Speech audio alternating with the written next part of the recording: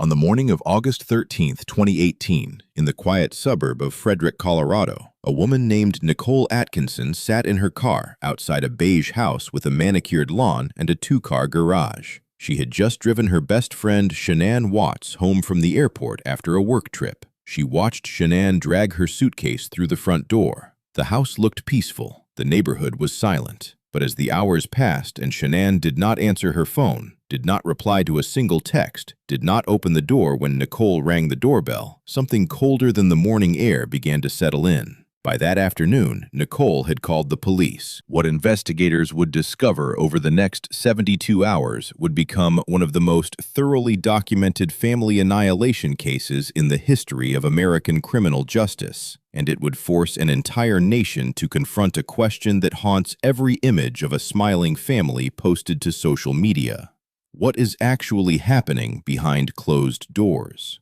Christopher Lee Watts was born in 1985 in North Carolina. By most outward appearances, he had built the life that American culture told him to want. He worked as an operator at the Anadarko Petroleum Oil Company. He lived in a 5-bedroom house in a gated community. He had a wife and 2 daughters who were, by every photograph and video, the picture of a happy suburban family. Shanann Rusick, who became Shanann Watts when she married Christopher in November 2012, was a force of personality. She was vibrant, outspoken, and deeply committed to building a public image of joy. As a sales representative for the multi-level marketing company Lavelle, she treated social media as her storefront. She live-streamed on Facebook, posted daily to Instagram, and documented the birthdays, the vacations, the cuddles on the couch, and the ordinary magic of raising children. Their daughters, Bella Marie, born in December 2013, and Celeste, born in 2015, were everywhere in that documentation. They had nicknames and inside jokes and favorite stuffed animals, and entire online communities of followers who watched them grow up. And when Shanann announced she was pregnant again, 15 weeks along with a baby boy they planned to name Nico Lee, the excitement spread across her platforms like warmth. But underneath that carefully constructed surface, the foundation was crumbling. The family had filed for bankruptcy in 2015, buried under credit card debt, student loans, and medical bills. Christopher was not the financial engine of the household. He was, by the accounts of people who knew him well, passive, emotionally flat, and increasingly disconnected. He had begun an affair with a coworker named Nicole Kessinger, and in that relationship, he had constructed a second version of himself, a version that was free, adventurous, and unburdened. He described his marriage to Kessinger as already over. He promised her a future together. And at some point in the weeks before August 13th, something in Christopher Watts solidified into a plan that forensic psychologists would later describe as one of the most chilling examples of premeditated family annihilation in modern American history. Letters Christopher wrote to a pen pal from prison in 2021 revealed details that the original investigation had not fully captured. He admitted that he had been planning the murders for weeks. He had secretly crushed OxyContin painkillers and dissolved them into Shanann's food, hoping the chemical exposure would cause her to miscarry. When that failed, he moved forward with a more direct course of action. The decision had been made. His wife, his unborn son, and his 2 daughters had, in the distorted logic of his psychopathic narcissism, been reclassified in his mind. They were no longer people. They were obstacles. On the night of August 12th, Shanann flew back to Colorado from a work trip in Arizona. The Ring doorbell camera at the front of the house, a small device designed to let homeowners see who is at their door, recorded her arrival at 1:48 in the morning. She dragged her suitcase across the threshold and disappeared inside. That camera, and the way it would later bear witness to what came next, became one of the defining images of the entire case. Before 5 in the morning, Christopher strangled Shanann in their bed while she slept. What followed, the transport of the bodies, the drive to the Anadarko oil field 40 miles away, defies the instinct to make psychological sense of it. He loaded his wife's body and his 2 still living daughters into his company truck. A neighbor's security camera captured the truck reversing into the garage in the darkness, an unusual movement at an unusual hour. The GPS tracker embedded in the company vehicle recorded every mile of the journey that followed. At the oil field, Christopher used a bedsheet to suffocate Bella and Celeste. He buried Shanann's body in a shallow grave in the dirt near the well site. Then, in an act of disposal so horrific that it would later serve as the defining symbol of his depravity, he forced the bodies of his 4-year-old and 3-year-old daughters into 2 oil storage tanks through 8-inch diameter hatches in the metal lids. Forensic examination of the tank lids later found scratch marks and a small clump of blonde hair. Bella, the older of the 2 girls, had fought back against her father in those final moments. Christopher Watts drove home. He went to work. He sent a text message from Shanann's phone to create the illusion that she was still alive and had simply left. And then he waited. He was waiting for the version of events in his mind to hold together long enough for him to slip into his new life. But the digital world he had underestimated was already unraveling him. When Nicole Atkinson and the Frederick police arrived at the house that afternoon, a body camera mounted on the chest of the responding officer began recording. That footage would later become one of the most studied documents in American criminal psychology.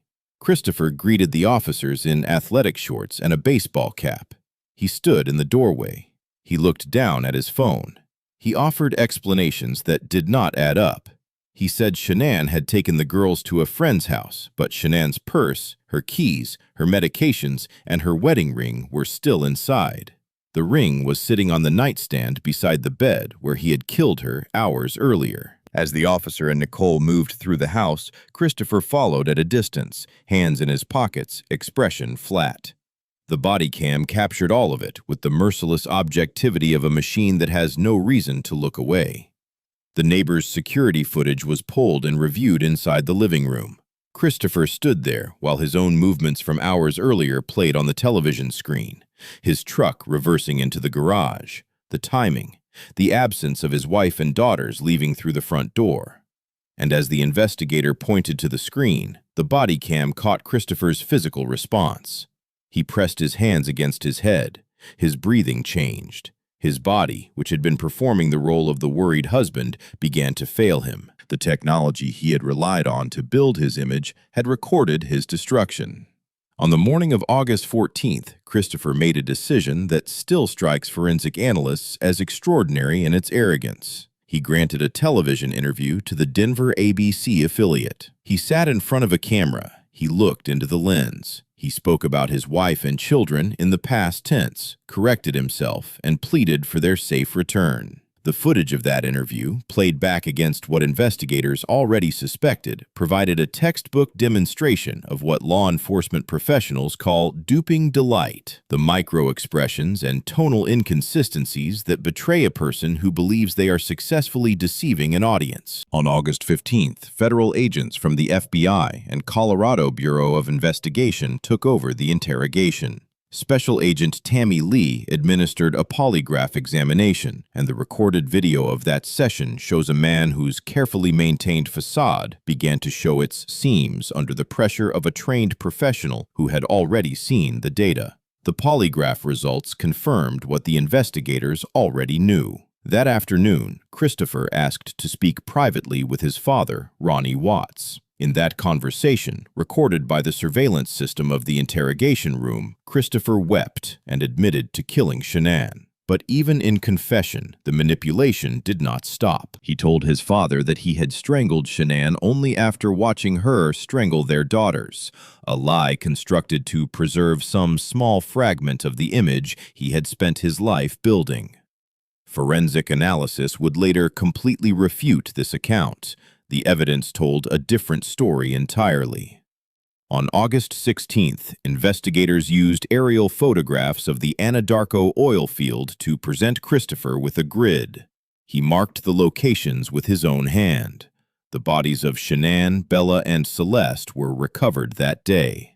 The search was over. On August 21st, Christopher Watts was formally charged with 9 counts, including 5 counts of first-degree murder, with 2 aggravated by the age of the victims, who were under 12, 1 count of unlawful termination of a pregnancy, and 3 counts of tampering with a deceased human body. On November 6, 2018, with the consent of Shanann's family, who wished to be spared the ordeal of a full jury trial, he entered a guilty plea in exchange for the removal of the death penalty from the sentencing table. On November 19th, Judge Marcelo Kopkow sentenced Christopher Watts to 3 consecutive life terms without the possibility of parole for the murders of his wife and daughters, plus an additional 48 years for the unlawful termination of the pregnancy and 36 years for the tampering charges. He was transferred to a maximum security prison in Wisconsin for his own safety. What followed the sentencing was, in many ways, as significant as the case itself. The Weld County District Attorney's Office made the decision to publicly release the entire discovery file, more than 2,000 pages of evidence, including surveillance footage, autopsy reports, body cam video, phone records, and interrogation audio. This act of radical transparency transformed the Watts case from a local tragedy into a global phenomenon. The Netflix documentary American Murder: The Family Next Door, directed by Jenny Popplewell, was constructed entirely from this primary source material, with no narrator, no reenactments, and no retrospective interviews. It became one of the most watched true crime documentaries in the history of the platform. Millions of people around the world sat in the dark and watched Shanann talk to her phone camera about her children, watched Christopher wave goodbye on a doorbell video, and understood in a visceral way what the phrase digital evidence actually means. Forensic psychologists who have studied this case categorize Christopher Watts as a textbook example of the anomic family annihilator, a category defined by the experience of severe personal failure, the emergence of a new desired identity, and the catastrophic redefinition of family members as burdens rather than people. His profile combines narcissistic personality traits with a profound deficit in empathy and an extraordinary capacity for compartmentalization. He was simultaneously kissing his daughters goodbye at bedtime and calculating the logistics of their disposal. He was texting Nicole Kessinger about their future while his wife's body lay in a shallow grave. The dissonance of that, the sheer and absolute dissonance, is what makes this case not simply a crime story, but a document of something far darker about the fragility of moral architecture in the human mind. The Ring doorbell, the neighbor's security camera, the GPS tracker in the company truck, the body cam footage, the polygraph video, the interrogation room recording. Each of these technologies existed not to catch a murderer, but to serve an entirely different purpose. And yet, in their passive and indifferent accumulation of data, they constructed a wall of evidence so complete that a man who thought he had designed the perfect disappearance was confronted, one screen at a time, with the total collapse of his story. In the digital age, the crime did not happen in the dark. It happened in full view of machines that never blink, never sleep, and never lie. The case of the Watts family is a document of what happens when the performance of a perfect life becomes indistinguishable from the life itself, until the performance collapses under the weight of the truth it was hiding. Shanann Watts spent her final years building an archive of her love for her family. In the end, that archive became the most powerful testimony against the man who destroyed it.